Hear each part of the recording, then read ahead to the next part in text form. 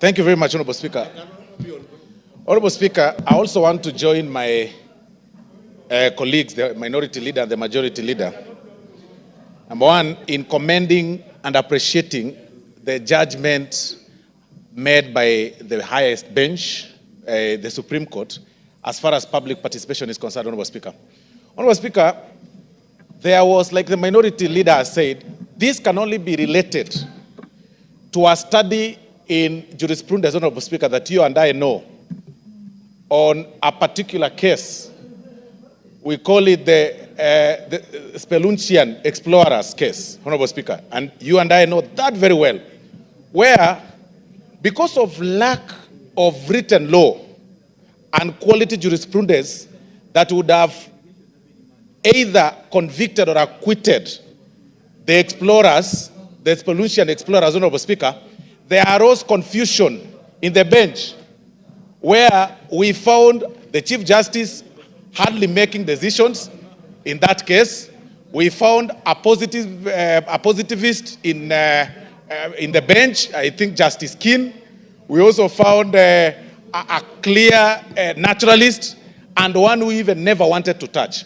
This question of public participation, Honorable Speaker, has brought a lot of confusion within our high courts and within our courts, Honorable Speaker, where one judge's view in the High Court in Kajiado, another judge's view in Kisii, another judge's view in Kerugoya, another one in Mombasa, and another one in South Mogrango. Very soon we'll get a High Court in South Mogrango.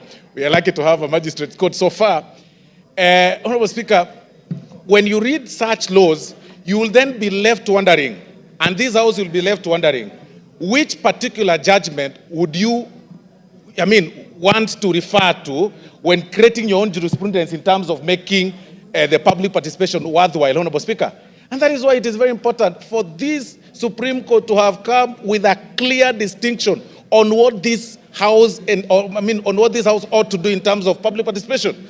Because, Honorable Speaker, I was mesmerized by definitions of what a quality.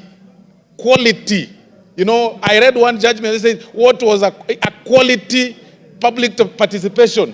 The parameters one created.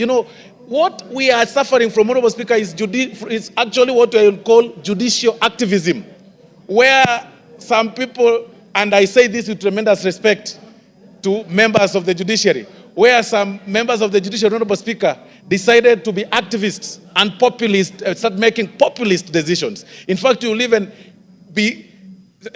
be forgiven if you actually predict the outcome and then it comes exactly as it is, because you would see conversations on social media on how a judge would interpret this public participation direction, and the following day when you read that judgment, it is as exactly as it was written by some people on social media. This is mere judicial activism, Honorable Speaker. And the direction the Supreme Court has actually given us as far as public participation is concerned, it is a right jurisprudence. But again, I challenge this House to expedite the process of creating this law on public participation and create parameters. In as much as now we are using the jurisprudence that has been created, Honorable Speaker, it is important for this House to expedite such laws, and I think the chairman is here and is well noting, and then we expedite such process so that we do not have such similar confusions in future, Honorable Speaker, where the same procedure used on a particular bill is rendered mute, while there's a similar procedure that has been used on a different bill has gone through a similar procedure, passed and enacted, and it's now law. That kind of confusion, Honorable Speaker, couldn't be explained. We had lost quality on making our jurisprudence in courts, and we really must commend the honorable judges for coming up with such very serious directions as far as this jurisprudence is concerned. Thank you very much, Honorable Speaker.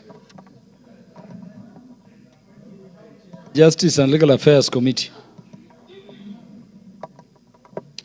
Thank you very much, Mr. Speaker.